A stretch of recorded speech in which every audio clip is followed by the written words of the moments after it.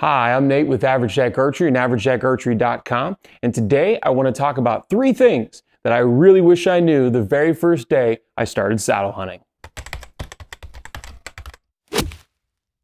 Most of us, when we start mobile hunting, saddle hunting, or using a lock-on style mobile setup, will use multiple sticks. And so we'll work our way up the tree as we go, using 3 sticks, 4 sticks. Some have 8ers, some don't, but that's totally all user preference. However, the one thing I wish I knew was how to set a stick properly the very first time, and also how to ascend by gripping the correct places of the stick. So it's kind of a 2-for-1 tip here. When you get your stick first established onto the tree, a lot of us think we just kind of pull down and that's it.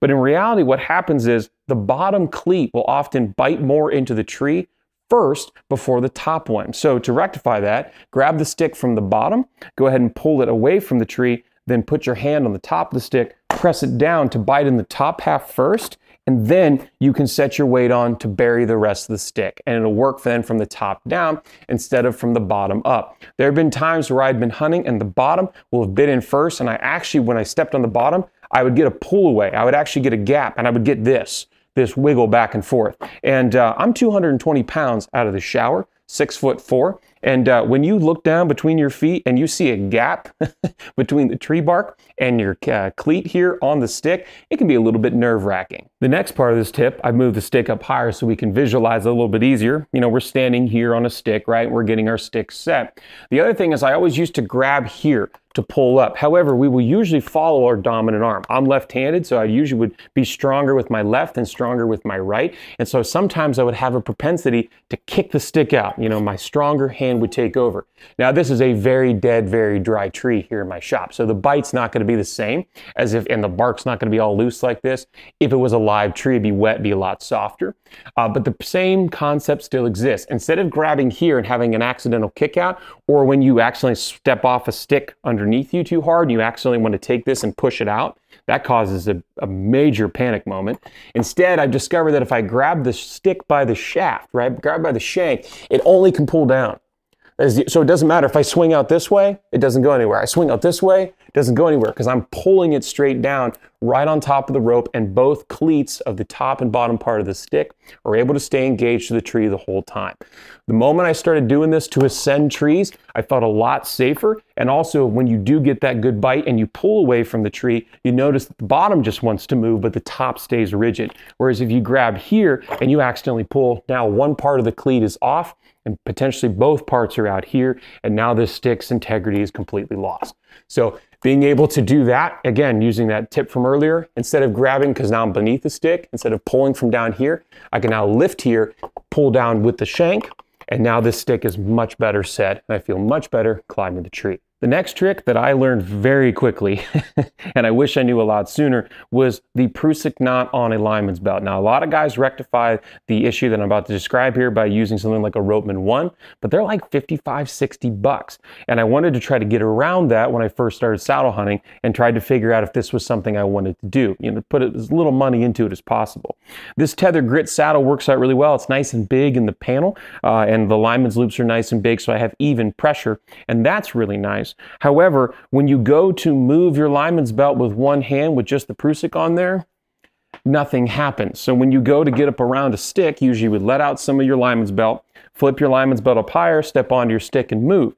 But now when you want to get your next stick on, you want to make yourself closer to the tree, and you can't. Again, that Ropeman 1 will allow one-handed operation, but there's like a $5 fix or less that you can do instead. Switched over to a different rope here, same concept though, but it has a Prusk tender on it. What this is a piece of paracord with a Delrin ring. If you come into the shop here at 21 North Front Street, I'll happily make these for you. I make them for $3 each, but all this does is allow you to move this Prusk knot one-handed. So what this is doing is this is shorter than the Prusk length. And I have a video as well on my channel of how I used to make this, but I've gone to the Delrin ring version, and it's so much better. It's so much cleaner. It's so much smoother, and doesn't wear the rope out of that original method that I had over time. This allows me, again, so I'm going to let out some slack here. I'm going to climb up to my next stick. But when I need to move this Prusk to get closer to the tree again, I'm going to grab the tag end of my rope, and that Prusk tender, as soon as I take my weight off, is going to back in behind that Prusk knot. It's not load bearing, so it doesn't have to be super duper strong, but it's going to move that Prusk up for me. So instead of having to do it with two hands where you got to reach around the tree, grab the Prusk, pull it through, what a nightmare that is, and particularly if the tree's too big, you can use the Prusk tender. So again, back my Prusk off a little bit, come out as far as I need to, which this is pretty comically far, but still I'm just going to take my weight off by gripping the tree, pull that in, and I can get closer and closer to the tree. I can get as close to the tree as I need to.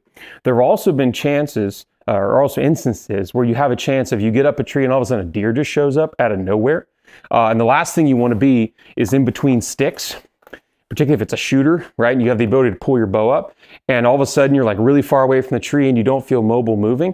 You can have your bow in one hand and you can even still reach around the tree, pull yourself a little bit closer, and be able to execute a shot. I actually shot a deer like this a couple years ago. I got up the tree a little bit late. He showed up first thing in the morning, like 7:15.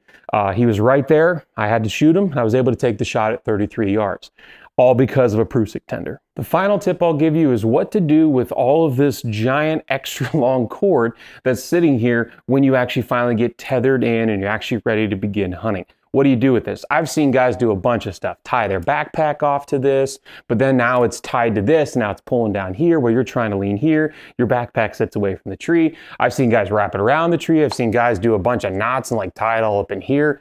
It's always just kind of a mess. So I discovered though that you could honeycomb it, at least that's the way, or beehive it rather. You could beehive it around your bridge. So it allows it to have plenty of slack. It's not in the way of anything, but I just take this up and I coil it around the bridge, kind of in, like I said, that beehive look. When I think beehive, I think of, you know, the cartoony beehives. And I just pull this through and then I take the tag in and I just tuck it into itself and now it's out of my way. And you're like, well, Nate, now it's constricting your bridge. Nope. I can still get all of the hip movement I need inside of the carabiner. If I need to move this, there's plenty of slack here. So if I need to come down for comfort, I can just move that a little bit, just cinches up, it's not in the way, and I still have full range of motion here. When I'm done with my hunt, go ahead and undo that, take it out of the way real quick, and then I'm ready to begin breaking down and get out of the tree and hopefully recover a deer, but more likely just head home. So that's all for my tips and tricks on things I really wish I knew the very first day I started saddle hunting. If you find any of these helpful, drop a comment down below. If you have your own helpful tips, drop them down below. If you have any questions about anything about saddle hunting, the grit series that we sell here in our store, or any other tethered related questions, you can of course drop that down in the comments. You can find our contact us page on averagejackarchery.com. You can find us on Facebook and Instagram at Average Jack Archery, and always reach out to us there. Hope you're able to get outside, enjoy the sport of archery. Archery hunting, definitely, if you so choose. Definitely enjoy God's beautiful creation. Stay safe, very safe while you're climbing, and we'll get to see you next time.